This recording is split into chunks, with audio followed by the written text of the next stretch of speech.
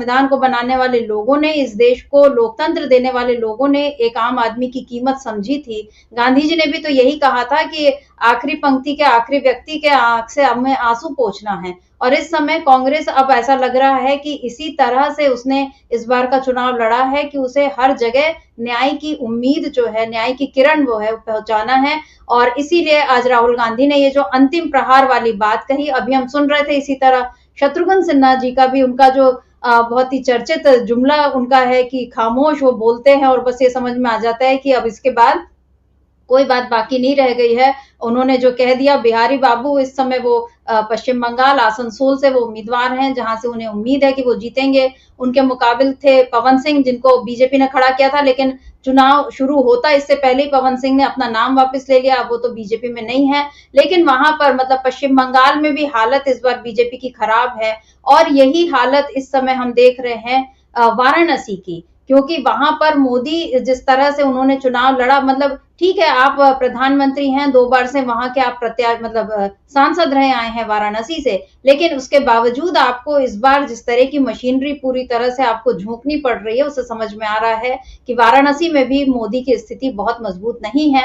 और वहां पर अजय राय, जो कांग्रेस इंडिया गठबंधन के प्रत्याशी हैं, कांग्रेस नेता अजय राय, उन्होंने एकदम आज एक बात कह दी, एक बड़ी बात कही उन्होंने। वासी और प्रवासी, यानी काशी के वासी हैं वो अजय राय और प्रवासी हैं मोदी, और किसको वोट देना चाहिए। वासी तो वहीं थे और प्रवासी जो थे वो प्रवास पर ही थे। क्या कहा है अजय राय ने, इसको सुनते हैं। पहले भी प्रधानमंत्री हार चुके हैं और बनारस के लाल ने ही हराया है। चिंता मत करो, काम करो। इस बार अजय रहेंगे आप? बिल्कुल, बाबा विश्वनाथ का आशीर्वाद, काशी के लोगों का आशीर्वाद, बिल्कुल अजय रहेंगे। काशी का प्यार हमारे साथ खड़ा है। मुद्दा क्या है? हमारा मुद्दा यहाँ बेरोजगारी, महंगाई पूरे देश में है। माँ गंगा से झूठ बोला गया, माँ गंगा में नाले गिर रहे हैं, माँ गंगा में गौ माता की लाश बह रही है। इससे बड़ा झूठ क्या हो सकता है? सबसे बड़ा झूठ। और जनता को ठगने का काम बाबा विश्वनाथ के दरबार में सभी मूर्तियों को तोड़ दिया, शिवलिंग तोड़ दिया, तो निश्चित रूप से बिल्कुल लोकल फॉर वोकल, लोकल को ही लोग महत्व देंगे। जो अपनी गलियों को नहीं जानेगा, जो अपनी मिट्टी को नहीं जानेगा, और जो माँ गंगा के दिखावटी पुत्र है और समुद्र के किनारे जाकर तपस्या करेगा, तपस्या करना तो गंगा किनारे करो ना। खटाखट वोट पड़ रहा है। उसके बाद मैंने कहा कि 4 तारीख को खटाखट जहां गिनती हुई, उसके बाद 5 तारीख से फटाफट शुरू हो जाएगा काम। बिल्कुल हम जितनी भी हमारी ताकत है, बेरोजगारी, महंगाई, सारी चीजों पर दिन रात हम लोग काम कर फटाफट शुरू। खटाखट तो वोट डालेंगे, फिर फटाफट शुरू हो जाएगा। फटाफट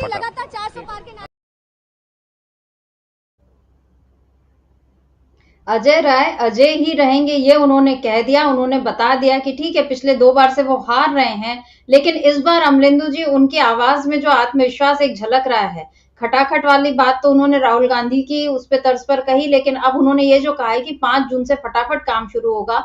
और इसके साथ ही एक बड़ी बात उन्होंने, जो लोकल फॉर वोकल, मतलब जो वोकल फॉर लोकल होना चाहिए था, जो मोदी का जुमला है, जिसमें उन्होंने कहा था कि स्थानीय चीजों को आप बढ़ावा दीजिए और विदेशी सामानों का बहिष्कार की एक तरह से अपील थी मोदी की। और यही बात अब अजय राय ने बिल्कुल उनका वार उन्हीं पर चल दिया और ये बता दिया कि जो स्थानीय लोग हैं उन्हीं को महत्व देना चाहिए, और जो स्थानीय है वही महत्व दे भी रहे हैं। इसीलिए वो काशी में मौजूद हैं, जबकि जिन्हें काशी में जो लोग चुनाव लड़ रहे हैं, जो खुद को माँ गंगा का बेटा बता रहे हैं, वो समुद्र किनारे तपस्या करने पहुंच गए हैं।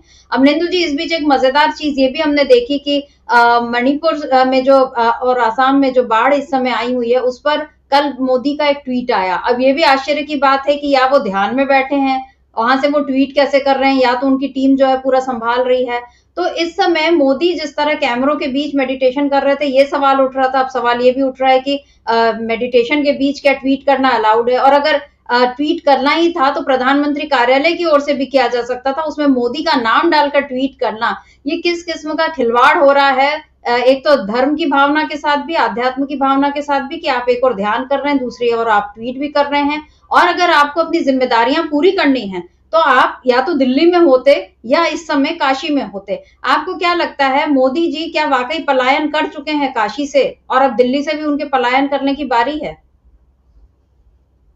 जी देखिए, एक तो नरेंद्र मोदी जो है वो कहते हैं कि उन्होंने 18 सालों में कभी छुट्टी नहीं ली है, तो ये जो ध्यान मग्न और क्या क्या करने गए हैं, तो ये छुट्टी में शामिल होता है कि नहीं होता है। पहले तो नरेंद्र मोदी ये बताएं कि छुट्टी है, ये क्या है, ये मतलब ये मुफ्तखोरी है, क्या है।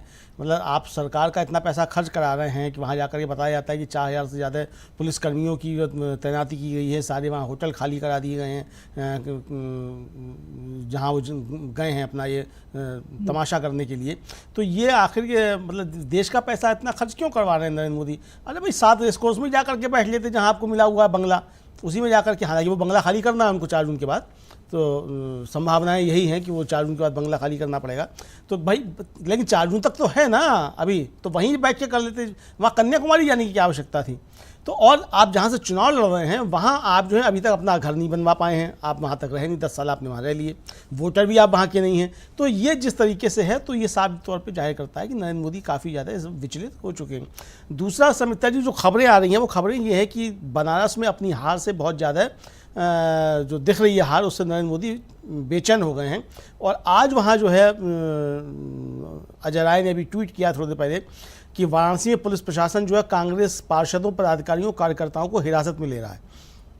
ये सुबह से ही शुरू हो गया, मतलब कांग्रेस के कार्यकर्ता और जो पदाधिकारी और पार्षद वगैरह हैं और समाज सपा के जो हैं उनको वहाँ हिरासत में लेना शुरू कर दिया गया। यानी कि नरेंद्र मोदी ये समझ चुके हैं कि काशी उनको ज़बरदस्त तरीके से हराने जा रही है, चूँकि नरेंद्र मोदी ने सीधे सीधे जो बाबा विश्वनाथ हैं, बाबा भोलेनाथ हैं, उनको सीधे सीधे चुनौती दी, ये क्या करके कि नरेंद्र मोदी जो है वो खुद अविनाशी हैं। अविनाशी यानी आपने सीधी सीधी चुनौती पेश कर दी बाबा विश्वनाथ को। तो कोई भी धर्मभीरू हिंदू जो है शर्मिष्ठा जी, वो इसको बर्दाश्त नहीं करेगा कि कोई भी जो है नश्वर शरीर वाला व्यक्ति जो है वो बाबा विश्वनाथ को इस तरीके से चुनौती दे कि वो अविनाशी है। तो इसका दुष्परिणाम जो है नरेंद्र मोदी को निश्चित तौर पे भुगतना पड़ेगा। वो ये समझ चुके हैं कि इसका दुष्परिणाम जो है वो आने वाले हैं। तो नरेंद्र मोदी फिर भाग करके वहाँ चले गए कन्याकुमारी, वहाँ जा करके अब जो भी कर रहे हैं वो पता नहीं क्या क्या करते हैं, जो कर रहे हैं वो मिला के। तो ये एक तरीके से है। तो उनकी बेचैनी शर्मिष्ठा जी एक तरीके से वो बार बार सामने आ रही है नरेंद्र मोदी की, वो किस तरीके से बेचैन हो रहे हैं और किस तरीके से भारतीय जनता पार्टी ज़बरदस्त तरीके से पिछड़ती हुई हमको दिखाई पड़ रही है। जो दूसरी एक महत्वपूर्ण बात है शर्मिष्ठा जी, जो अजय राय कह रहे थे कि पहले भी काशी के लाल ने ही प्रधानमंत्री को हराया था, वो काशी के लाल जो जिन्होंने हराया था वो थे समाजवादी नेता राजनारायण, वो भी राय थे, राय लिखते नहीं थे वो, लेकिन राजनारायण राय थे। तो राजनारायण जी ने रायबरेली में ही इंदिरा गांधी को हराया था सन 77 में, वो जाइंट किलर कहलाए थे। तो क्या दूसरे राय जो हैं अजय राय, वो भी दूसरे जाइंट किलर कहलाने जा रहे हैं?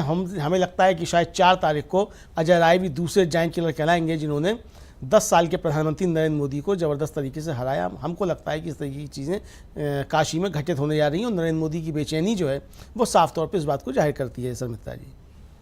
जी बिल्कुल, नरेंद्र मोदी की बेचैनी जाहिर हो चुकी है। जिस तरीके से काशी में इस समय यानी वाराणसी जहां से मोदी सांसद हैं और वहां पर इस समय जिस तरह से कांग्रेस के पार्षदों या बाकी नेताओं पर जिस तरह की कार्रवाई पुलिस कर रही है, उसको लेकर अब बातें उठने लगी हैं और सोशल मीडिया पर एक सवाल तेजी से घूमने लगा है कि क्या नरेंद्र मोदी घबरा गए हैं।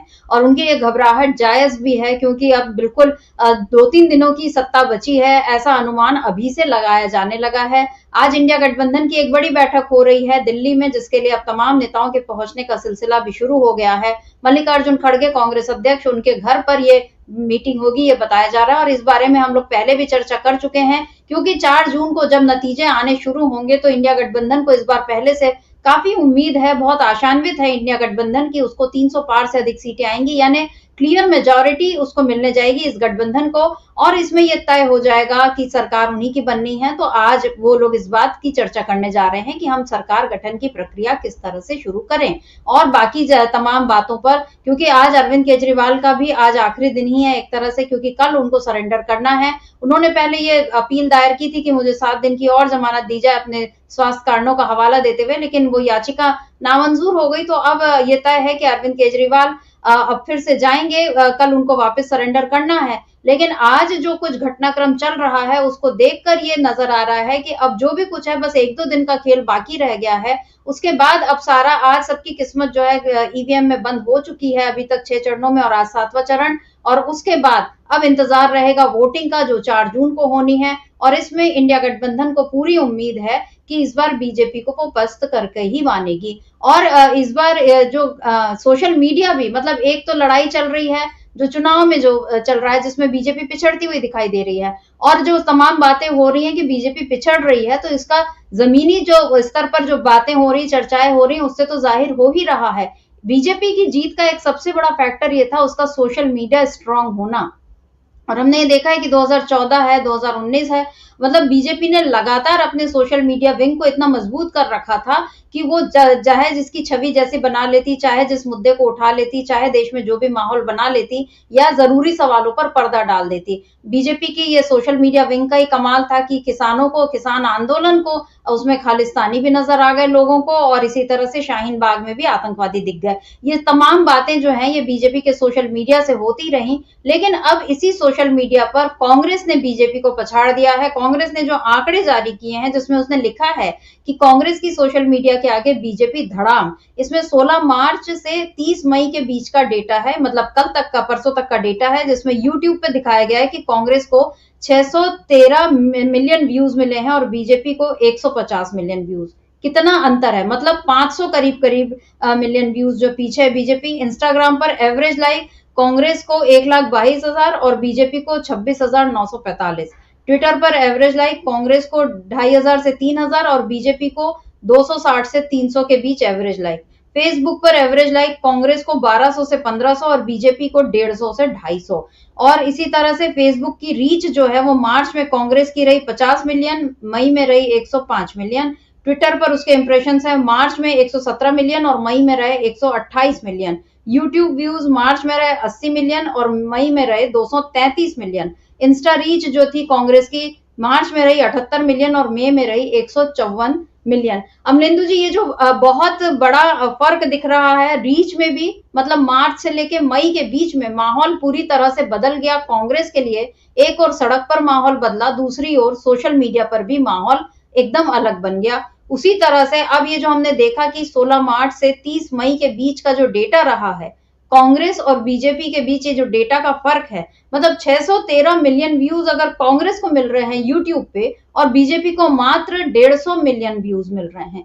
ये जो इतना अंतर नजर आ रहा है अमलेंदु जी, क्या ये भी सोशल मीडिया से भी एक पता चल रहा है कि बीजेपी वाकई धड़ाम हो गई है इस बार? देखिए समिता जी, सोशल मीडिया भी एक बैरोमीटर है निश्चित तौर पे, जहाँ से एक आकलन हो जाता है कि देश किस तरफ जा रहा है। हालांकि सोशल मीडिया पे पूरा देश नहीं है, बहुत से लोग सोशल मीडिया पे नहीं है, लेकिन जो सोशल मीडिया पे लोग सक्रिय हैं उनसे एक तरीके से कहा जाए कि जो ओपिनियन मेकर लोग होते हैं या जो अपनी ओपिनियन व्यक्त करते हैं, उनका रुख समझा जा सकता है कि वो किस तरफ जा रहे हैं और किस तरफ वो अपना मत जो है वो दे रहे हैं या उनकी क्या राय बन रही है। तो इस पे नरेंद्र मोदी का पिछड़ना साफ तौर पे बताता है कि जो सोशल मीडिया पे जो उनकी पकड़ थी वो काफ़ी अब कमज़ोर हुई और लोगों के मन में बदलाव की चाहत जो थी वो एक तरीके से घर कर गई कि अब बदलाव होना चाहिए। तो ये चीज़ जो है अच्छे तरीके से समझी जा सकती है समिता जी। दूसरा जो और महत्वपूर्ण बात जिसको मुझे लगता है कि समझा जा सकता है कि जो नरेंद्र मोदी का नुकसान एक तरीके से है, या आप कहिए कि जो नुकसान भारतीय जनता पार्टी का है, वो नरेंद्र मोदी की छवि लगातार बहुत ज़बरदस्त तरीके से ख़राब हुई। एक चैनल को उन्होंने इंटरव्यू दिया शर्मित्रा जी, उस चैनल ने वो जो अपना यूट्यूब चैनल पे डाला, उसको उस चैनल ने 5 दिन में 1700 उस पर व्यूज़ आए हैं। मतलब हम लोग कोई छोटा सा भी बेकार सा भी अगर डाल देते हैं कोई खबर बना करके तो हमारे ही जो है वो हज़ारों में व्यूज़ होते हैं। लेकिन नरेंद्र मोदी का इंटरव्यू अगर कोई चैनल ले रहा है, उसके 4 पत्रकार जा रहे हैं और उसको डाल रहा है अपने यूट्यूब चैनल पे, तो यानी 1700 व्यूज़ 5 दिन में आए हैं और ये अभी भी है उस चैनल पे उनके जो। तो आप समझ सकते हैं कि लोगों की अब क्या एक तरीके से भावना हो गई है नरेंद्र मोदी को लेकर के।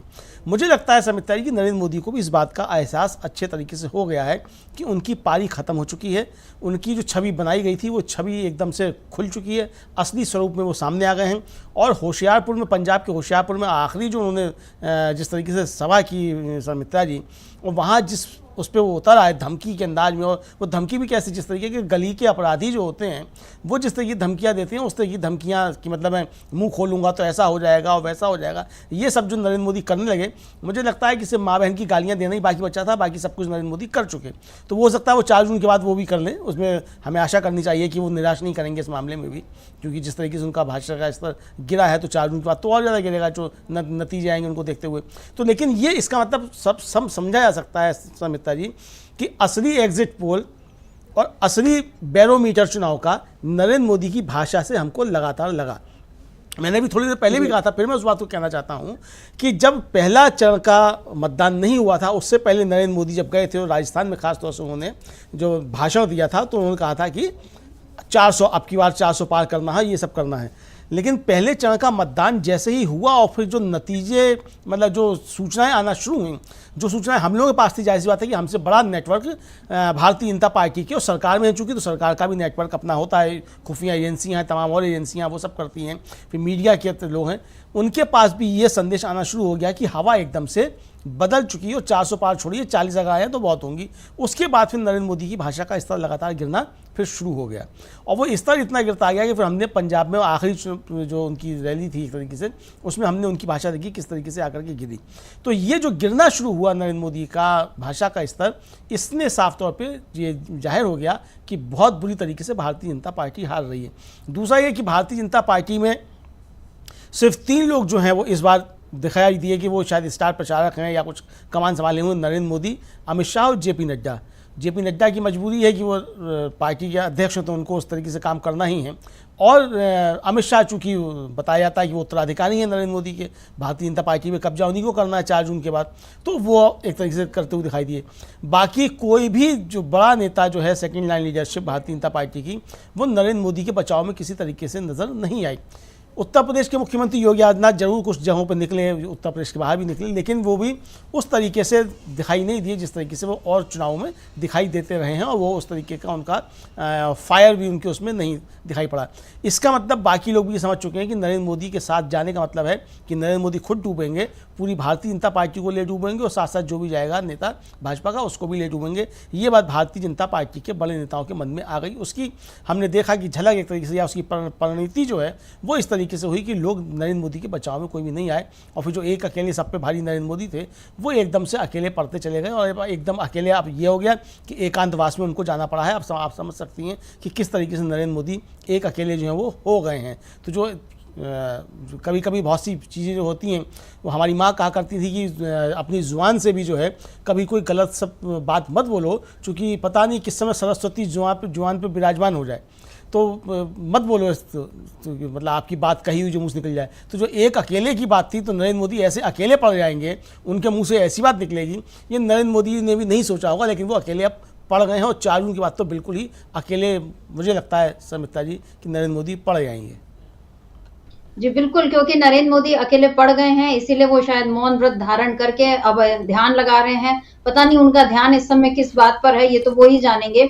लेकिन आपने ये जो बात कही कि इस समय वो अकेले इस तरह से पढ़ते जा रहे हैं कि अमित शाह, थोड़ा बहुत योगी ने जो प्रचार किया यूपी में, और जेपी नड्डा, लेकिन हमने ये भी देखा अमलेंदु जी, मतलब बड़े आश्चर्य की बात लगी, और ये बात कुछ लोगों ने सवाल भी उठाया कि स्मृति ईरानी कहाँ है। मतलब रायबरेली अमेठी में जब चुनाव हो गए चौथे चरण के बाद, उसके बाद वो दिल्ली आई, ये दिखा था, और उसके बाद फिर स्मृति ईरानी एक तरह से पटल से गायब ही रही, क्योंकि एक वो बड़ी मुखर नेता रही बीजेपी की, और राहुल गांधी तो जब भी कुछ बोलते थे तो उसका सबसे पहले जवाब देने का जिम्मा एक तरह से स्मृति ईरानी ने उठाया हुआ था। लेकिन इस बार अमेठी में उनको जिस तरह की चुनौती मिल गई, इसकी उम्मीद उनको नहीं थी कि एकदम से किसी को, राहुल गांधी छोड़कर किसी और को मेरे सामने खड़ा कर दिया जाएगा और मेरे राजनीतिक करियर को इस तरह से चुनौती मिल जाएगी। और अब जब मोदी खुद हार की कगार पर हैं, तो ये दिख रहा है कि स्मृति ईरानी का भी कोई राजनीतिक भविष्य इस समय नजर नहीं आ रहा है। शायद इसीलिए वो इन चुनाव में, यानी अभी जो 6वें और 7वें चरण के, उसमें वो ज्यादा सक्रिय नहीं दिखाई दी।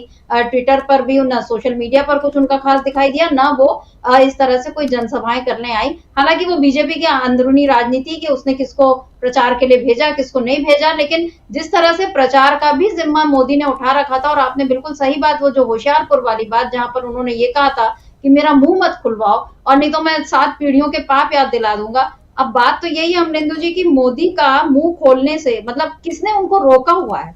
ये जो बोलना था कि मेरा मुंह मत खुलवाओ, ये बड़ी अजीब सी बात लगी कि आपको बोलने से रोका किसने? आपने 71-72 इंटरव्यू दे दिए, तो क्या आपका मुंह नहीं खुला?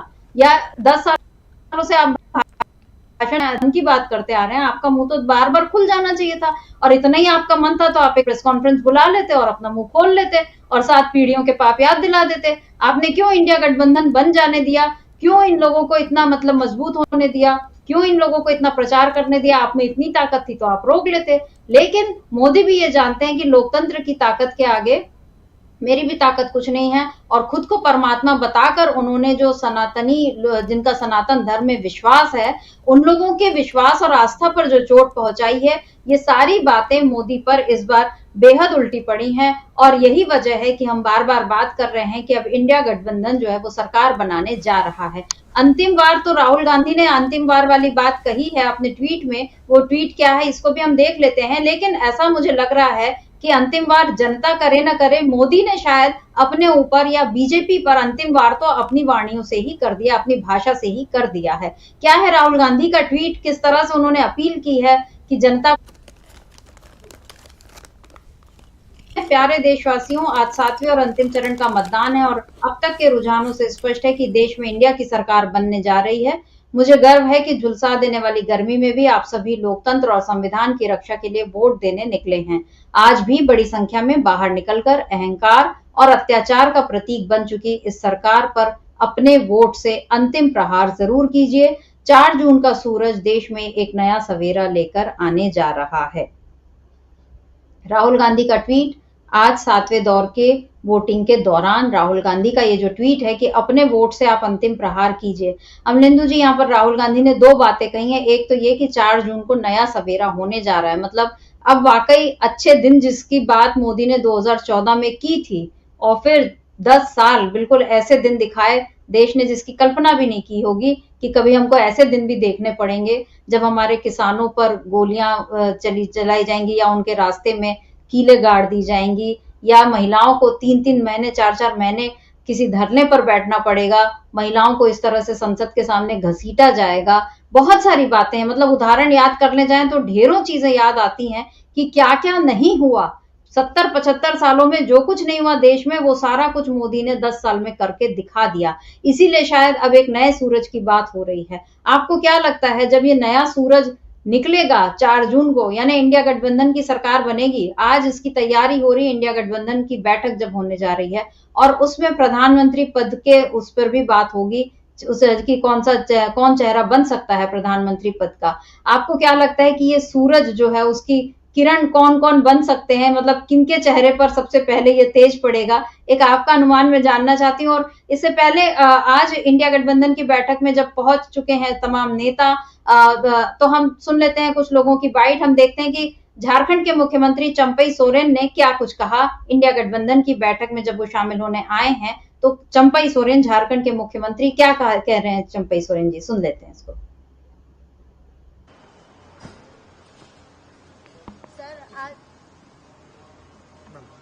सर, आज इंडिया ब्लॉक की बैठक है, क्या सब उम्मीदें हैं, क्या सब चर्चा होगी आने वाले? देखिए, अभी तो बैठक 2 बजे से है और हमारा जो गठबंधन है ना, आरएलडी का चुनाव जो हो गया, बस उसी संबंध में बातचीत होगी। क्या रणनीति होगी सर अभी कैसे बैठक होने के बाद बताएंगे। अच्छा सर, क्या लगता है लगभग कितनी सीटें आ जाएंगी? बहुत बढ़िया सीट, इंडिया गठबंधन का बढ़िया सीट। बीजेपी का क्या लगता है 400 पार का जो? नहीं, वो सब गलत है। पीएम ने मेडिटेशन भी किया है सर कल। वो सब कुछ नहीं। चंपई सोरेन का बिल्कुल अलग अंदाज। अमलेंदु जी, हम देखते हैं कि नेता बहुत बड़बड़ के बोलते हैं, लेकिन एक वो बात है ना कि जो लोग कुछ नहीं करते वो कमाल करते हैं, और यहाँ पर चंपई सोरेन के लिए ये बोला जा सकता है जो कुछ नहीं बोलते वो भी कमाल करते हैं, क्योंकि यहाँ पर उन्होंने कुछ ज्यादा बात नहीं कही, लेकिन फिर भी एक उत्सुकता जगा दी कि आप देखिए कि अभी जिस समय हम लोग ये चर्चा कर रहे हैं उसी समय इंडिया गठबंधन की बैठक भी चल रही है खड़गे जी के आवास पर, तो वहां पर क्या रणनीति बन रही होगी ये जानने की दिलचस्पी है लोगों को और पत्रकारों को भी। और इसीलिए उनसे जब सवाल किया गया तो उन्होंने कहा कि देखिए, और मेडिटेशन वाले मसले पर भी उन्होंने कुछ नहीं कहा, बिल्कुल, क्योंकि उनका नाम अभी जब से हेमंत सोरेन को गिरफ्तार किया उसके बाद उन्होंने जिस तरह से झारखंड को संभाला है, तो जाहिर है मजबूत नेता है, लेकिन उनकी मजबूती बड़बोलेपन से नहीं है, वो चुप रहकर काम करना जानते हैं, ये चंपई सोरेन जी ने बता दिया। और उनके साथ मतलब जिस तरह से कल्पना सोरेन उस समय उन्होंने झारखंड मुक्ति मोर्चे को या हेमंत सोरेन के नाम पर उन्होंने जिस तरह पूरे झारखंड में एक लोकतंत्र की लड़ाई को जिंदा रखा, कल्पना सोरेन भी उसके लिए बधाई की पात्र हैं। हम लोग पहले भी इस बात की चर्चा की, हम कर चुके हैं कि इस चुनाव ने हमको बहुत सारे एकदम नए नए अंदाज दिखाए और कई ऐसे मजबूत नेता दिखाए, उसमें कल्पना सोरेन का नाम जाहिर शामिल होगा ही, चंपई सोरेन भी उनका एक नाम इसमें शामिल होगा। और इसी तरह मीसा भारती जो है राजद की नेता, उन्होंने भी कुछ बोला है इंडिया गठबंधन की इस बैठक को लेकर। क्या कुछ कहा है मीसा भारती ने, इसको सुनते हैं। मीसा भारती का अभी शायद थोड़ा देर है वो बाइक में आने में, तो जी अभी हम लोग आगे चर्चा करते हैं। जी, तो मैं आपसे अमलेंदु जी, फिर मेरा सवाल आपसे वही है जो चंपई सोरेन से पत्रकार ने सवाल किया कि क्या लगता है इस समय किस तरह की रणनीति चल रही होगी, और वो जो 4 जून को सूरज निकलने वाली बात मैं कह रही थी, किस तरह के नया सवेरे की उम्मीद इस समय इंडिया गठबंधन कर रहा है, और इस सूरज में मतलब जो इसकी किरण है उसका उजाला जो है वो सबसे पहले किन चेहरों पर पड़ सकता है, मतलब प्रधानमंत्री पद का दावेदार कौन हो सकता है। क्योंकि कल मल्लिकार्जुन खड़गे से जब पत्रकारों ने सवाल किया था तो उन्होंने ऐसे एक चैनल को तो उन्होंने थोड़ा हंसते हुए ऐसे बोल दिया था कि राहुल गांधी, फिर उन्होंने कहा कि नहीं ऐसे हमारी कोई बात नहीं है और ये सब हम बाद में तय करेंगे। लेकिन इसको लेकर बीजेपी की ओर से अभी से प्रतिक्रियाएं भी आनी शुरू हो गई कि पहले जीत तो जाने दीजिए और उसके बाद हम देखेंगे कि कौन और इंडिया गठबंधन का अस्तित्व भी बचेगा या नहीं बचेगा। मतलब बीजेपी शायद अब भी इस बात को क्या स्वीकार नहीं कर पा रही है, और उसके हिसाब से जैसे अंग्रेजी राज में कभी सूरज नहीं डूबता था, वैसे बीजेपी का सूरज कभी नहीं डूबेगा, ऐसा उसका कमल खिला ही रहेगा। ये बीजेपी इस मुगालते में है अमलेंदु जी? नहीं समिता जी, बीजेपी किसी मुगालते में नहीं है। बीजेपी को मालूम है कि नरेंद्र मोदी का और भारतीय जनता पार्टी का सूरज अस्त हो चुका है, और 4 जून का जो सवेरा होगा वो सवेरा इंडिया गठबंधन का होगा, इंडिया का होगा। दूसरी बात समिता जी ये है कि किसी भी एंटी इंडिया एलिमेंट को ये देश बर्दाश्त नहीं करेगा, ये भी अच्छे तरीके से समझ लेना चाहिए। इंडिया गठबंधन बनते ही जिस तरीके से इंडिया के खिलाफ भारतीय जनता पार्टी हमलावर हुई, उससे समझ में आ गया कि ये सब असली टुकड़े टुकड़े गैंग हैं जो इंडिया के खिलाफ हो गए। यानी अब प्रेसिडेंट ऑफ भारत लिखना शुरू हो गया, डिप्टी प्रेसिडेंट ऑफ भारत शुरू हो गया, तो ये सब जो शुरू किया तो इसका मतलब आप इंडिया के खिलाफ ही हो गए। यानी अब नरेंद्र मोदी अपनी ही वो बातें भूल गए कि make in India, skill India, digital India, कौन कौन से इंडिया, सारे इंडिया भूल गए और आ गए कि अब भारत, ठीक है, संविधान ही कहता है इंडिया दैट इज भारत, तो अब भारत क्या। अब मान लीजिए अगर इंडिया गठबंधन अपना नाम बदल के भारत कर लेता, फिर ये भारत के खिलाफ हो जाते। तो कुल मिलाकर के इनकी जो असलियत थी शर्मित्रा जी, वो सामने निकल करके आ गई कि ये सब शुद्ध रूप से एंटी इंडिया हैं। ये भारतीय जनता पार्टी ने अपने को साबित कर दिया इंडिया पर प्रहार करके। तो अब देश जो है वो किसी भी एंटी इंडिया को बर्दाश्त करने की स्थिति में नहीं है, और जो भी एंटी इंडिया होगा उसका हश्र बुरा होगा। और चूँकि राहुल गांधी ने जो कहा कि अंतिम चोट करनी है वोट के जरिए, जाहिर सी बात है कि लोकतंत्र में चोट जो है वो वोट के जरिए ही की जाती है, और ये वोट का अधिकार बना रहे। जनता के हाथ में सरकारों को बदलने का और सरकारों पे चोट करने का अधिकार बना रहे। पूरा चुनाव समिता जी इसी पे आकर के टिक गया था कि संविधान बचाना है, लोकतंत्र बचाना है, इस पे आकर के टिक गया, और लोगों ने संविधान बचाने के लिए ही वोट किया है, और बड़ी संख्या में निकलकर संविधान बचाने के लिए लोग बाहर निकले हैं। तो ये भारतीय जनता पार्टी की एक तरीके से ज़बरदस्त हार समझी जा सकती है कि देश की जनता अगर संविधान बचाने के लिए और वोट की ताकत बचाने के लिए वोट का ही इस्तेमाल करके निकल रही है कि वोट के जरिए ही हमको संविधान बचाना है, तो ये भारतीय जनता पार्टी की सबसे बड़ी हार है। और इसके लिए मुझे लगता है कि नरेंद्र मोदी और उनका जो चंगू मंगू सब आसपास उनके जो ग्रुप बना हुआ है, जिसने 400 पार का नारा निकाला होगा, ये सबसे बड़े इसके लिए दोषी ठहराए जाएंगे।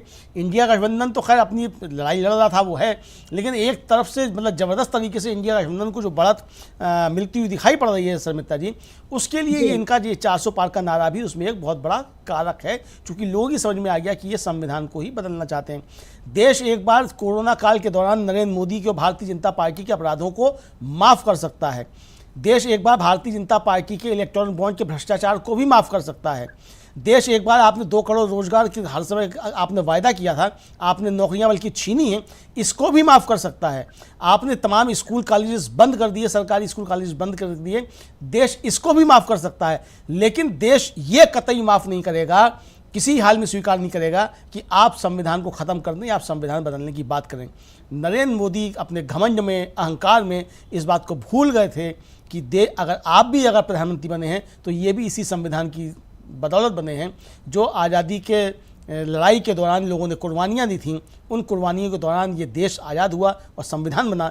इसी संविधान से आपको ताकत मिली कि आप देश के प्रधानमंत्री बने, और आप प्रधानमंत्री बनते ही अगर इस संविधान को ही आप ख़त्म करना चाहते हैं तो फिर ये देश किसी हाल में बर्दाश्त नहीं करेगा और पूरा देश जो है वो संविधान बचाने के लिए निकल पड़ा। सर मित्रा जी, तो ये भारतीय जनता पार्टी की एक तरीके से अपनी ज़बरदस्त हार है। इसको भारतीय जनता पार्टी को मुझे लगता है कि स्वीकार कर लेना चाहिए। हालांकि मन ही मन में वो स्वीकार कर चुके हैं, लेकिन चूँकि राजनीतिक दल हैं और सत्ता में हैं तो एकदम से कैसे मान लें कि हम हार चुके हैं। तो 4 जून की मुझे लगता है कि 10-11 बजे तक वो कहते रहेंगे हम 400 जीत रहे हैं, और उसके बाद फिर स्वीकार कर लेंगे कि यहाँ 100 सीटें भी बीजेपी को नहीं मिल रही हैं। सर मित्रा जी, बिल्कुल, अगर वो बीजेपी खेल भावना के साथ इस चुनाव में उतरती, मतलब जैसे खिलाड़ियों को हमेशा ये सीख दी जाती है कि हार हो या जीत आप उसको समभाव से स्वीकार करें, लेकिन बीजेपी ने, यानी खासतौर पे मोदी वाली बीजेपी ने, उसमें ये एक अहंकार सा भर गया कि हम तो अजय हैं और हमको कोई परास्त कर ही नहीं सकता, और अगर हम कहीं भी हारेंगे तो भी हम किसी न किसी तरह छल कपट से हम सत्ता हासिल कर ही लेंगे। और उसमें उसको सफलताएं भी मिली विधानसभा चुनाव में या कई राज्यों में।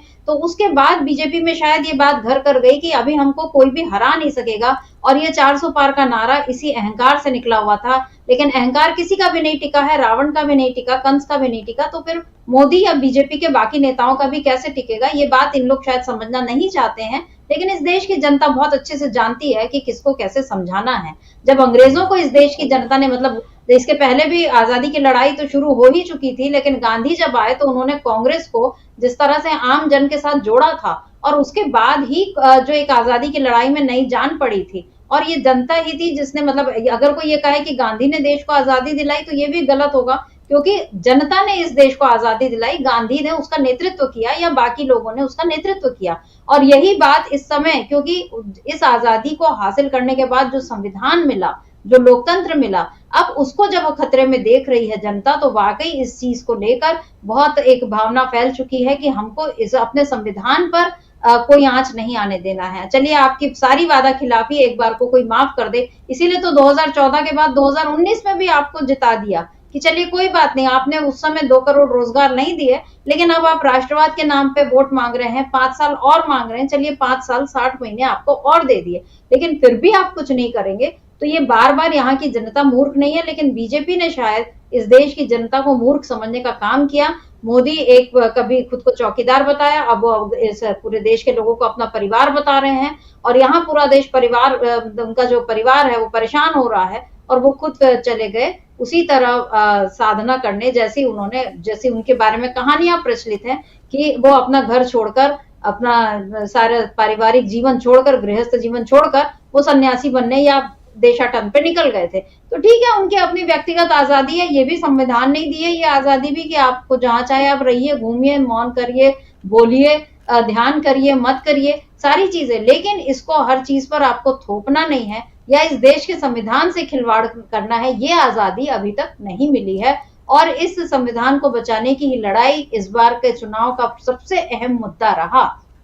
जब 2024 के चुनाव के बारे में जब भी लिखा जाएगा, राजनीतिक अध्ययनकर्ता जब भी इस बारे में लिखेंगे तो वो ये बात जरूर लिखेंगे कि इस चुनाव का एक मुद्दा लोकतंत्र और संविधान को बचाने का था, और इंडिया गठबंधन इसने इस मुद्दे को हमेशा उठाए रखा। आप देखिए अमलेंदु जी, सोशल मीडिया पे जो इस समय राहुल गांधी की बहुत सारी तस्वीरें भी चलती हैं, जिसमें उन्होंने एक संविधान की छोटी सी किताब को जो हाथ में उठा के रखा है, और उसमें अगला पीएम लिखते हैं। अब राहुल अगला पीएम बनते हैं या नहीं बनते, या कोई और बनता है, ये अलग की बात है, मतलब ये तो 4 जून को तय होगा। इंडिया गठबंधन इस समय इसी बात पर मंथन भी कर रहा होगा, लेकिन जो संविधान की हाथ में किताब, जैसे अंबेडकर जी की मूर्तियां जब चौराहे पे लगी होती हैं और एक हाथ में संविधान की किताब और दूसरा हाथ से वो उंगली से दिशा बता रहे हैं कि हमको किस दिशा में बढ़ना है आगे, कुछ इसी तरह की अब राहुल की तस्वीरें जाहिर हो रही हैं। यानी लोग जो हैं वो भी संविधान को बचाते हुए देखना चाहते हैं।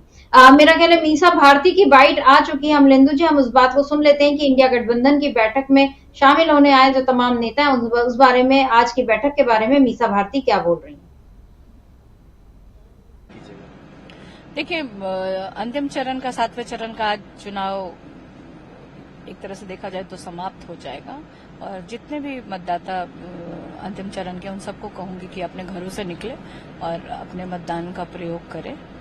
और मुझे लगता है कि देश की जनता इस बार अपने मुद्दों पे वोटिंग कर रही है।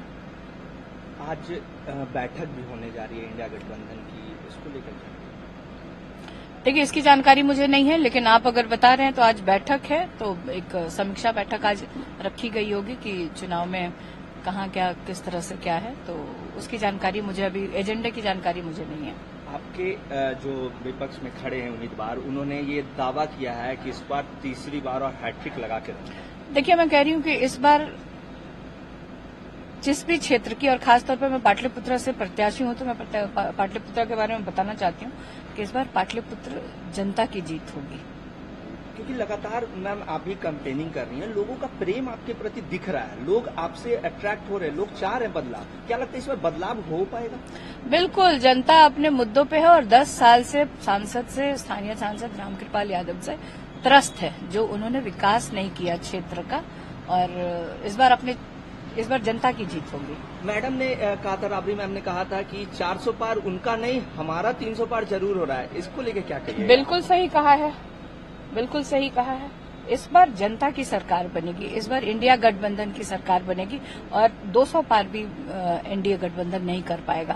क्योंकि आपने देखा जिस तरह से प्रधानमंत्री जी की बॉडी लैंग्वेज, उनकी भाषा, अमर्यादित भाषा का प्रयोग कर रहे थे, एक तरह से कहीं ना कहीं उनके अंदर एक झुंझलाहट दिख रही थी, जिस तरह से देश की जनता ने उनको नकार दिया है।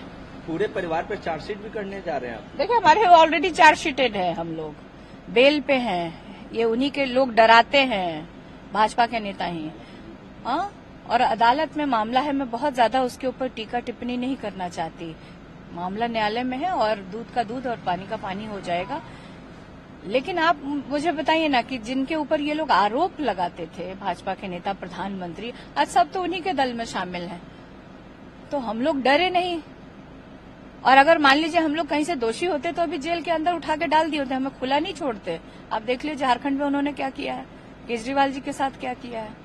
तो प्रधानमंत्री जी, धमकाना बंद करिए। आप देश के प्रधानमंत्री हैं, ये देश का चुनाव था, इसको मुद्दे का चुनाव बनाना चाहिए था। किसको क्या खाना है, किसके ऊपर क्या आरोप है, ये तो मामला चलता रहेगा। वहीं प्रधानमंत्री जी इलेक्ट्रोल बॉन्ड पे क्यों नहीं जवाब देते हैं? उसको तो जनता ने, सुप्रीम कोर्ट ने कहा कि ये असंवैधानिक है, तो उस पर क्यों नहीं बोलते हैं प्रधानमंत्री जी? प्रधानमंत्री जी कन्याकुमारी में गए हुए 45 घंटे का मौन धारण ऊपर, उसको कैसे कहा जाए बताइए? 100 कैमरे, 1000 कैमरे उनके ऊपर लगा है, किस तरह का ध्यान लगा रहे हैं?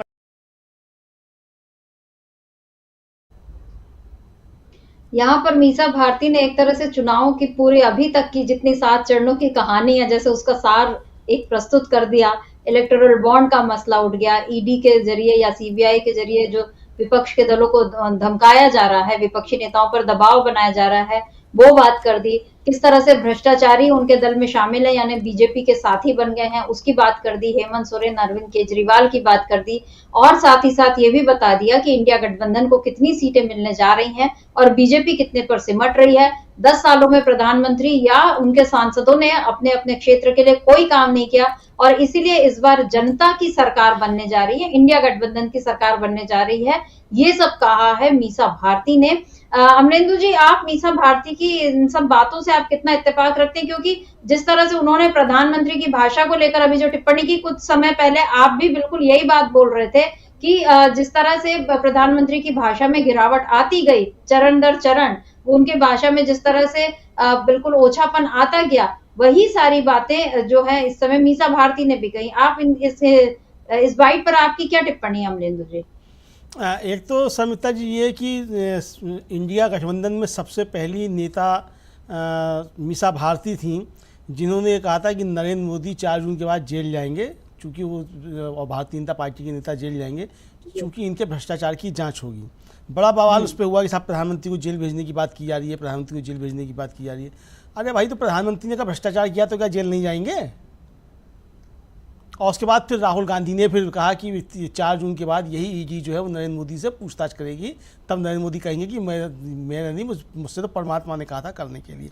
तो यानी कि जो मीसा भारती ने जिस बात को कहा था सबसे पहले जोर दे करके, आखिर तक आते आते पूरा इंडिया गठबंधन इस बात को कहने लगा कि भारतीय जनता पार्टी के नरेंद्र मोदी के जो भ्रष्टाचार होंगे उनकी जांच कराई जाएगी। और हो सकता है शर्मिष्ठा जी कि ये बात नरेंद्र मोदी की समझ में आ रही है कि नई सरकार जो है उनके सारे भ्रष्टाचार की जांच करवाएगी, किस तरीके से अडानी और अंबानी के कारोबार को बढ़ाने में भारतीय जनता पार्टी ने या प्रधानमंत्री नरेंद्र मोदी ने मदद की, और क्या क्या जो है कानून तोड़े गए और किस तरीके से उनको फ़ायदा पहुँचाया गया, सबकी जाँच होगी और उसमें संकट में फंस सकते हैं।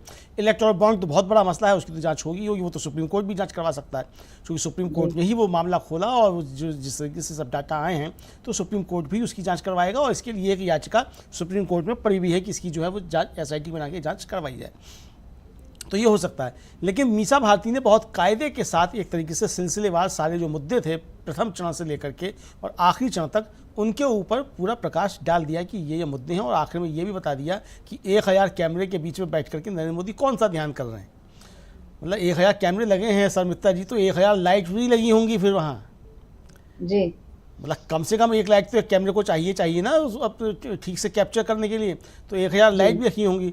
तो जो चश्मा लगा करके जो ध्यान किया जा रहा है वो इसलिए किया जा रहा है, या तो लोग ये कहते हैं कि भाई कि सपना देखते हैं तो सपना देखने में साफ दिखाई दे तो इसलिए चश्मा पहना हुआ है, तो हो सकता है कि वो ध्यान कर रहे हैं तो ध्यान में सपने देख रहे हो तो सपने भी ठीक से दिखाई दे तो इसलिए चश्मा पहना हो, वरना ये कि चश्मा इसलिए पहना हुआ है कि वो एंटी ग्लेयर चश्मा हो, तो रोशनी जो पड़ रही है कैमरों की तो वो थोड़ा जो है वो आंखों पे कम असर करे, तो दिक्कत थोड़ी कम हो आंखों के लिए, तो इसके लिए किया गया हुआ। वह ये उनका मसला है, क्या करें क्या नहीं करें शर्मिष्ठा जी। सवाल ये है कि नरेंद्र मोदी ने देश के लिए क्या किया और देश अब उनको उसका क्या उत्तर देने जा रहा है। मुझे लगता है कि देश ने तय कर लिया है कि नरेंद्र मोदी ने पिछले 10 वर्षों के अंदर इस देश के साथ जो एक तरह से कहा जाए अपराध किए हैं और जो उन्होंने अपने वादा खिलाफ़ी की हैं, जो जिस आशा के साथ उनको लाया गया था कि वो विकास करेंगे और रोज़गार की बात करेंगे, महिलाओं पर अत्याचार रुकेंगे, महंगाई रुकेगी, उन सारे मसलों पे नरेंद्र मोदी बुरी तरीके से विफल रहे हैं। विफल ही नहीं रहे बल्कि उन्होंने उल्टा काम किया है कि जो 70 सालों में इस देश ने कमाया था वो नरेंद्र मोदी की 10 वर्षों की सरकार ने गंवा दिया है। तो जनता जो है वो अपने हक और हकूक़ की रक्षा करने के लिए वोट देने के लिए बाहर निकल रही है, ऐसा हम समझते हैं। जो सूचनाएं हैं उनके मुताबिक कह रहे हैं, ये हमारी अपनी कोई भावना नहीं है, हमारी कोई गुड फीलिंग नहीं है, ना कोई गट फीलिंग हमारी, ये ऐसा है जो हम लोग सुन रहे हैं वो उसके आधार पर कह रहे हैं कि लोग इसके लिए बाहर निकले हैं और इसका खमियाजा भारतीय जनता पार्टी को शर्मिष्ठा जी भुगतना पड़ रहा है और 4 जून को ये परिणाम सामने आ जाएंगे, ऐसी हमको आशा है। बिल्कुल। बहुत भीषण गर्मी पड़ रही है, गर्म हवा के थपेड़े पड़ रहे हैं, लेकिन इसके बावजूद लोग अगर वोट करने निकल रहे हैं, क्योंकि हम बता दें आपको ये चुनाव का 7वां चरण और इसमें चंडीगढ़, बिहार, हिमाचल प्रदेश, पश्चिम बंगाल, ओडिशा, झारखंड, पंजाब, इन 8 राज्यों पे चुनाव हो रहे हैं। और दोपहर 1 बजे तक जो उसके जो आंकड़े हैं मतदान के, उसमें ये दिख रहा है कि हिमाचल प्रदेश में सबसे ज्यादा 48.63 ये जो प्रतिशत आया है 1 बजे तक का, उत्तर प्रदेश 39.31, बिहार 35.65, पश्चिम बंगाल में भी मतलब अभी सब जो तमाम आंकड़े हमारी स्क्रीन पर दिखाए जा रहे हैं इस समय कि कितने जगह पर कितनी वोटिंग हुई है, 1 बजे तक का प्रतिशत क्या है, ये वोटिंग प्रतिशत आ रहे हैं। पश्चिम बंगाल में 45.07, ओडिशा 37.64, झारखंड 46.80, पंजाब 37.80। अमलेंदु जी, झारखंड और हिमाचल, मतलब ठीक है गर्मी, अगर ये कारण भी दिया जाए कि हिमाचल में तो इस समय मनाली में बर्फ गिर गई है, मौसम अच्छा हो गया है,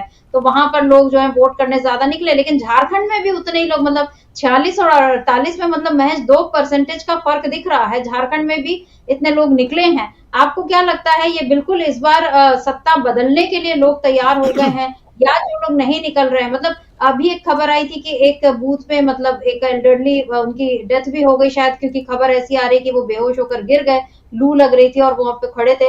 और जो लोग वोट डालने निकले हैं उनकी तो चुनाव, उनको तो अपने अधिकार का इस्तेमाल करना है, मताधिकार का, और लोकतंत्र को बचाना है, इसके लिए वो निकल रहे हैं। दूसरी ओर ऐसे चुनाव अधिकारी जिन लोगों की ड्यूटी लगी है उनके लिए भी हमको मतलब बिल्कुल सहानुभूति है कि भाई वो, या उनकी तारीफ भी की जानी चाहिए कि इतनी गर्मी में और इतने विपरीत मौसम में भी वो लोग अपने कर्तव्य का पालन कर रहे हैं। और ये सारी बातें एसी दफ्तरों में बैठे हुए चुनाव आयोग के अधिकारियों को भी जरूर दिखनी चाहिए कि वहां आपके बॉसेस जो काम कर रहे हैं, मतलब उनसे देश इसी समय ये उम्मीद रख रहा है कि जब आपके लोग, आपके मातहत कर्मचारी जो हैं, वो भीषण गर्मी में अपनी जिम्मेदारियों को निभाने निकल पड़े हैं, मतदान केंद्रों में जाकर अपनी ड्यूटी कर रहे हैं, तो आप लोगों की जो ड्यूटी है उस ड्यूटी को आप निभाइए, क्योंकि चुनाव आयोग ने इस बार भी जिस तरह से निराश किया है उसको लेकर बार बार सवाल उठ रहे हैं। और ऐसे में उनसे ये उम्मीद तो इतनी तो की जा सकती है कि वो कम से कम अपने उन कर्मचारियों को देखें जो लोकतंत्र बचाने के लिए भी इस समय, या लोकतंत्र में दिए गए अधिकारों का पालन करने के लिए वो इस समय अपनी अपनी ड्यूटी पर मौजूद हैं। बहरहाल अमलेंदु जी, आज इंडिया गठबंधन की बैठक इधर हो रही है मल्लिकार्जुन खड़गे के आवास पर, और इस बारे में अभी कोई नेता कुछ बोलने तैयार नहीं है। चंपई सोरेन ने भी बोल दिया कि मुझे नहीं मालूम वहां पर क्या बात होगी। मीसा भारती ने भी बोल दिया कि मुझे एजेंडे की कोई खबर नहीं है। हालांकि सबको होगी खबर, लेकिन कोई भी अभी कुछ बोलना नहीं चाह रहा है, क्योंकि इंडिया गठबंधन अभी बहुत सावधानी से, दूध का जला हुआ है ये विपक्षी दल, सारे नेता दूध के जले हुए हैं, तो छाछ भी फूंक फूंक कर पी रहे हैं कि अभी हमें कोई भी चाल नहीं चलनी है, कोई भी पत्ता ऐसा नहीं खोलना है जो किसी तरह बीजेपी के हाथ में पड़ जाए और बीजेपी उसको अपने लिए भुना ले। अमलेंदु जी, क्या अभी भी ये डर बरकरार है इंडिया गठबंधन के सामने या इंडिया के लोकतंत्र के सामने कि बीजेपी आखिरी पल में भी कोई खेल कर सकती है? आपको क्या लगता है? देखिए समिता जी, खेल तो अब क्या होगा, खेल जो हो सकता है वो संवैधानिक संस्थाओं के जरिए, चुनाव आयोग के जरिए, राष्ट्रपति के जरिए, इनके जरिए कुछ हो सकता है। जनता के जरिए कोई खेल नहीं हो सकता। खेल तो जनता ने कर दिया है, आप ये समझिए। अब जनता ने जो खेल कर दिया उसकी रक्षा कैसे की जाए, ये सवाल इंडिया गठबंधन के सामने है कि संवैधानिक संस्थाएं किसी तरीके की कोई बेईमानी, कोई चतुराई ना करने पाएँ, नरेंद्र मोदी का साथ या भारतीय जनता पार्टी के साथ कोई बेईमानी में उनकी सहयोगी ना बने, ये चिंता है और इसके लिए तैयारियां की जा रही हैं, मुझको ऐसा लगता है।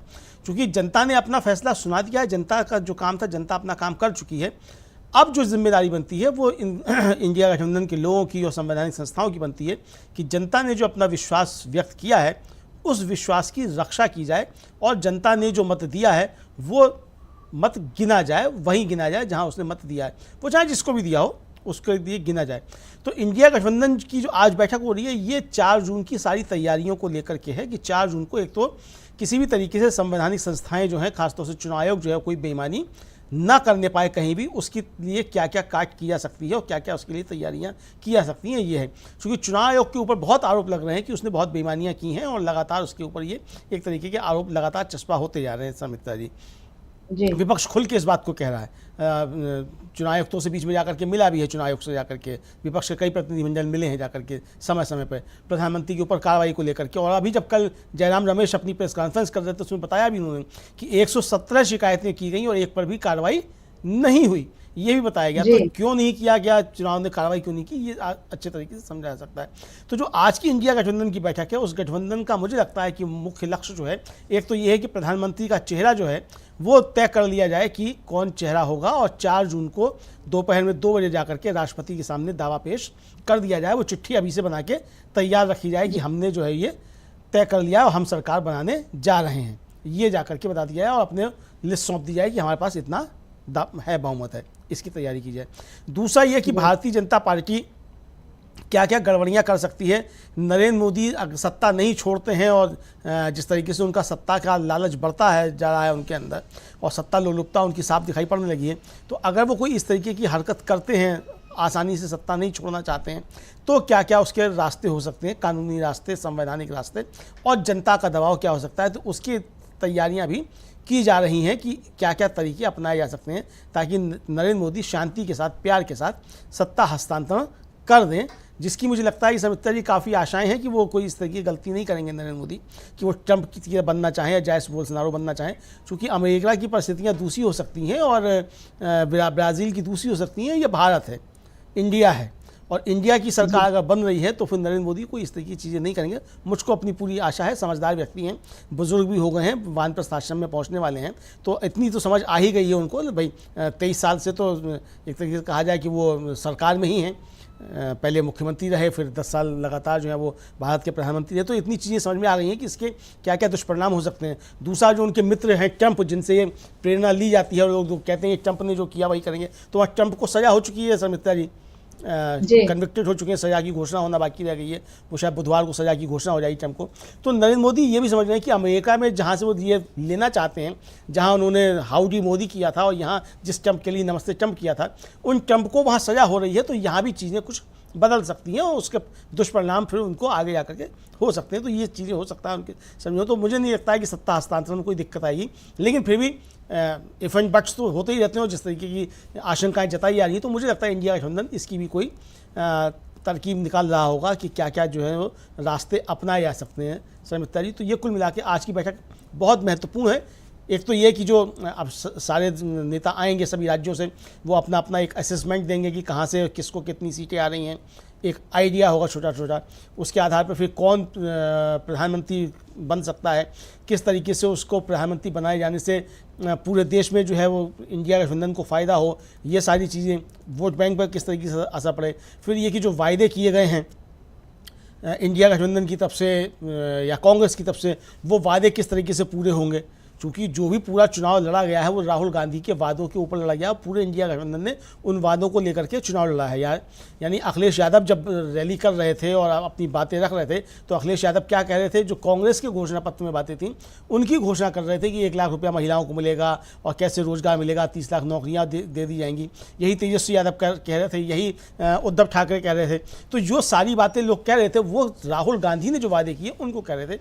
इसका मतलब ये समझा जा सकता है कि राहुल गांधी की पसंद को भी ध्यान में रखा जाएगा। मुझे लगता है राहुल गांधी शायद स्वयं प्रधानमंत्री बनना ना चाहें, चूँकि मिलीजुली कोalition की सरकार होगी तो वो प्रधानमंत्री बनना ना चाहें। ऐसे में मल्लिकार्जुन खड़गे का नाम पहले चूँकि आ चुका है, जब इंडिया गठबंधन की बैठक हुई थी, हालांकि उसने घोषणा नहीं की कि उस पर सहमति नहीं बनी, चूँकि नीतीश कुमार उस समय उबल गए थे, या फिर ये समझा गया कि अगर हम अभी से नाम घोषित करेंगे तो बहुत सी चीज़ें दिक्कतें हो सकती हैं। मुझे लगता है शायद मल्लिकार्जुन खड़गे के नाम पर आम सहमति बन सकती है। बाकी ये मेरी अपनी सोचना है, वो क्या करना है वो तो इंडिया गठबंधन के लोगों को करना है। समिता जी जी बिल्कुल, इंडिया गठबंधन ही ये तय करेगा। और राहुल गांधी तो उन्होंने, आप याद करिए जब जयपुर अधिवेशन हुआ था कांग्रेस का, उस समय उन्होंने एक बात बड़ी महत्वपूर्ण कही थी कि उनके लिए उनकी मां ने कहा है कि सत्ता जो है वो जहर है। और जिस परिवार ने मतलब 2 अपने लोगों को, इतने करीबी लोगों को इस तरह से खोया है, केवल इसी वजह से क्योंकि वो सत्ता में थे, या सत्ता में बिल्कुल राजीव गांधी भी जीतने ही वाले थे। ये 91 के इलेक्शंस में तो ये तय था कि वही सत्ता में आएंगे। और उस समय मतलब सोनिया गांधी ने 84 में ही उनको मना किया था कि आप प्रधानमंत्री मतलब स्वीकार मत करिए पद, लेकिन वो परिस्थितियां ऐसी थी। तो इंदिरा गांधी, राजीव गांधी 2 लोगों को होने के बाद मुझे नहीं लगता, मतलब ये सोच ये है कि राहुल गांधी इस पद के लिए मानेंगे। अभी हम ये ब्रेकिंग न्यूज देख रहे हैं कि प्रियंका गांधी और केसी वेणुगोपाल भी बैठक में पहुंच चुके हैं। आपको बता दें कि मल्लिकार्जुन खड़गे के घर पर इंडिया ब्लॉक की बैठक हो रही है। राहुल गांधी इस बैठक में पहुंच चुके हैं। अब प्रियंका गांधी और केसी वेणुगोपाल भी, दोनों कांग्रेस के बड़े नेता, महासचिव, ये पहुंच चुके हैं।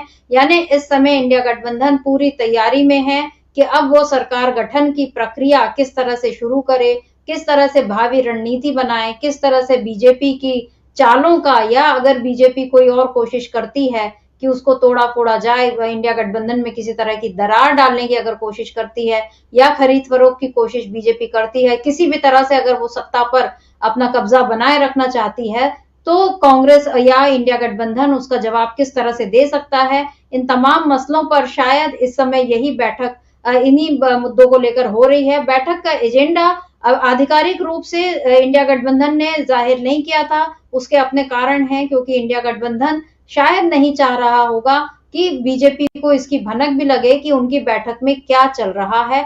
बेहद गोपनीय तरीके से ये जो बैठक हो रही है, मतलब इसकी खबर बस बाहर आई कि बैठक हो रही है, और अब जो नेताओं के पहुंचने का सिलसिला जारी हुआ है, तो उससे ये दिख रहा है कि कौन कौन नेता पहुंच रहे हैं। इसके अलावा उस कमरे में, उस बैठक में क्या कुछ हो रहा है, इसकी खबर आज शाम तक आने वाली है, और आज शाम तक बहुत कुछ बदल जाएगा, ये बिल्कुल नजर आ रहा है। इस समय इंडिया ब्लॉक की बैठक हो रही है मल्लिकार्जुन खड़गे के घर पर, उनके निवास पर, और राहुल गांधी पहुंच चुके हैं। प्रियंका गांधी, केसी वेणुगोपाल भी बैठक में पहुंचे हैं। सोनिया गांधी के बारे में अभी कोई खबर नहीं है, हो सकता है वो इस बैठक में आए। झारखंड के सीएम चंपई सोरेन भी बैठक में हैं, हालांकि इसमें तेजस्वी यादव भी इस बैठक के लिए आए हैं। और मीसा भारती ने ये कहा है कि उन्हें नहीं पता एजेंडे के बारे में कि क्या कुछ एजेंडा है, तो हो सकता है कि ये एजेंडा इतना गोपनीय रखा गया हो कि केवल जो टॉप नेता हैं अलग अलग दलों के, उन्हीं के बीच में ये बात हो कि किस तरह से इन चीजों को आगे बढ़ाना है। आपको बता दें कि पश्चिम बंगाल की मुख्यमंत्री ममता बनर्जी, उन्होंने ये पहले घोषणा कर दी है कि वो 4 जून के बाद इंडिया ब्लॉक को समर्थन देंगी। हालांकि आज की बैठक में वो शामिल नहीं हुई हैं, लेकिन बाकी तमाम दलों के 28 दलों के नेता जो हैं वो शामिल हो रहे हैं आज की इस बैठक में, जिसमें कोई बड़ा फैसला हो सकता है। इस समय झारखंड में झारखंड के सीएम चंपई सोरेन भी बैठक में हैं और अखिलेश यादव भी शामिल होने के लिए पहुंच गए हैं, यूपी के पूर्व मुख्यमंत्री। और माहौल बिल्कुल ये है कि इंडिया ब्लॉक की सरकार बनने जा रही है, क्योंकि 7वें दौर का जो इस समय वोटिंग हो रही है उसमें भी बीजेपी के लिए कोई खास उम्मीदें नहीं रह गई हैं। 57 सीटों पर इस बार चुनाव हो रहे हैं 7वें चरण में, जिसमें यूपी की 13 सीटें हैं और उसी तरह पश्चिम बंगाल की भी सीटें। लेकिन इस बार हालत जो खराब हो रही है बीजेपी के लिए बहुत ज्यादा, न उससे यूपी बच रहा है, न बिहार, न झारखंड। ओडिशा में भी उसको तगड़ी चुनौती मिल चुकी है। बीजेडी के साथ इस समय उसके संबंध बहुत अच्छे नहीं दिखाई दे रहे हैं, क्योंकि जिस तरह से नवीन पटनायक की तबीयत को लेकर मोदी ने जो कमेंट किया, पब्लिकली जो चीजें बोली, वो शायद नवीन पटनायक को बेहद खल गई हैं।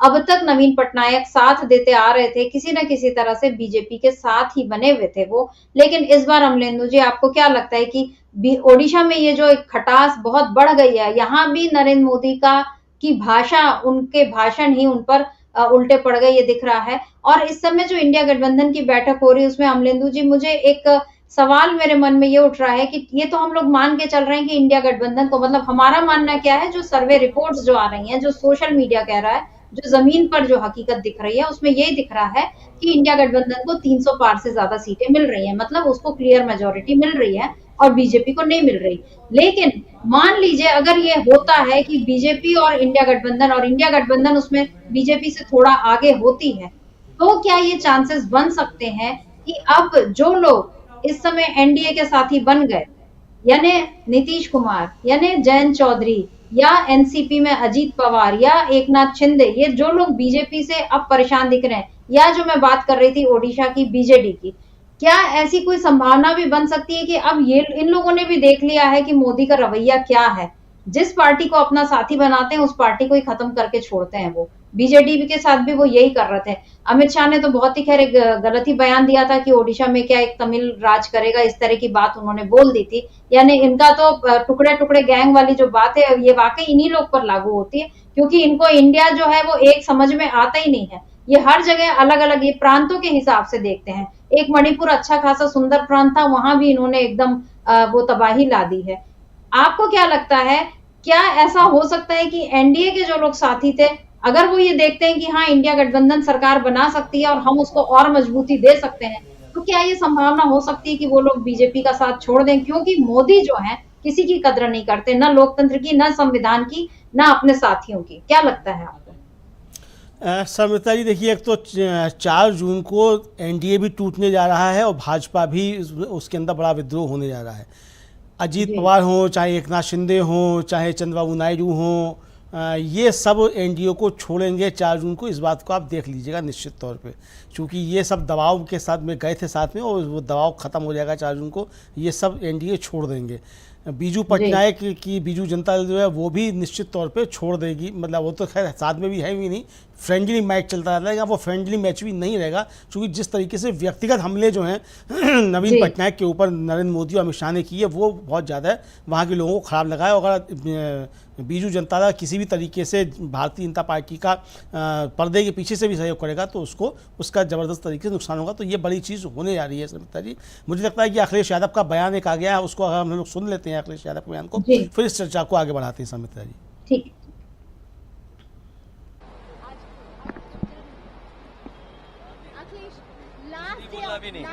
वोटिंग का क्या कहेंगे आप? नहीं, अभी कुछ नहीं कहना है। कहना क्या है कि इंडिया गठबंधन की सरकार बनने जा रही है। कितनी सीटें आएंगी, क्या लगता है अखिलेश? देखिए, जो आप लोग कर रहे हैं, देखिए सबसे बड़ी बात है कि जो आप लोग करेंगे वो नहीं होना है, होना तो वही है जो अभी है। लेकिन आप लोग अधिकारियों पे साइकोलॉजिकल दबाव बनाना चाहते हैं, तमाम लोग, जिसका दाना उसका गाना। और आप खुद सोचिए वो जो समुद्र की तरफ चेहरा करके बैठे हैं, सच्चाई तो ये है कि उन्होंने पीठ कर ली है जनता की तरफ। इस बार जनता भी उनके खिलाफ खड़ी हो गई है। अखिलेश, लगता क्या है 400 पार का जो उनका नारा रहा है कितना संभव हो पाएगा? देखिए 400 पार, देखिए एक मिनट, अब हट जाना, अब इसके बाद आप हट जाना, शरीफ बनकर के हट जाना आप।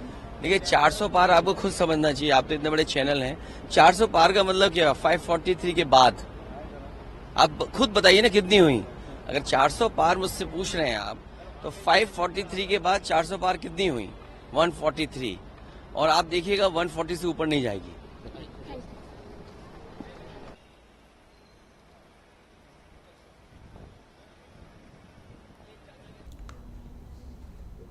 अखिलेश यादव ने बिल्कुल गणित समझा दिया और ये भी समझा दिया कि किस तरह से सवाल होने चाहिए और किस तरह से अधिकारियों पे उनको उन्होंने एक नसीहत ये भी दे दी कि जिसका दाना उसका गाना, मतलब ये चीज जो है वो ठीक नहीं है। अखिलेश यादव बिल्कुल अलग ही अंदाज में बात कर रहे हैं। उस दिन उन्होंने ये कहा था कि अब गर्मी जो है वो भी बीजेपी को हरा देगी क्योंकि इतनी गर्मी में इस तरह से चुनाव करवाए गए हैं। और अब अखिलेश यादव ने एक ट्वीट भी बड़ा मजेदार सा किया था जिसमें उन्होंने पहेली का एक जिक्र किया था। क्या है वो ट्वीट है उसको हम देख लेते हैं, उसके बाद इस चर्चा को आगे बढ़ाते हैं। क्योंकि अखिलेश यादव हो या तेजस्वी यादव हो, इस समय जिस जुबान में बोल रहे हैं वो जुबान लोगों को बिल्कुल समझ में आ रही है और बिल्कुल उनके ऊपर वो उतर रही है, उनके मन में उतर रही है और उससे बीजेपी बहुत परेशान हो रही है। अखिलेश यादव का ये ट्वीट देख लेते हैं हम, लेंदु जी। अखिलेश यादव लिखते हैं, वो पहेली याद है ना जिसमें पूछते थे कि अगर 2 डाल की चिड़ियों में से एक चिड़िया इधर डाल पर आ जाए तो उधर इधर दोगुनी हो जाती है और अगर इधर की एक चिड़िया उधर चली जाए तो दोनों बराबर हो जाती हैं। जब तक आप इसका उत्तर सोचेंगे तब तक हम बता दें कि भाजपा की हार के लिए यही पहेली जवाब बन गई है। अब तक जो मतदाता उनके साथ थे वो इंडिया गठबंधन की तरफ आ गए हैं, जिससे हमारी संख्या दोगुनी हो गई है और भाजपा की आधी। यही है सच्चा एग्जिट पोल, इंडिया गठबंधन की सरकार आ रही है।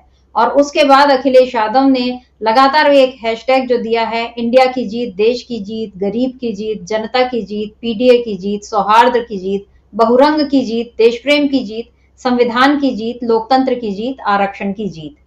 यह अखिलेश यादव का बिल्कुल अनूठा अंदाज ट्वीट करने का